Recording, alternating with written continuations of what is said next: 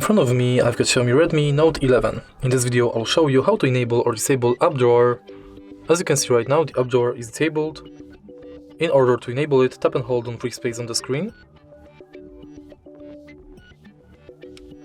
Go to Settings, enter More, and enter Home Screen.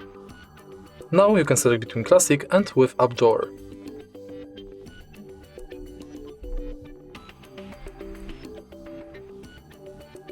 As you can see right now, app drawer is enabled.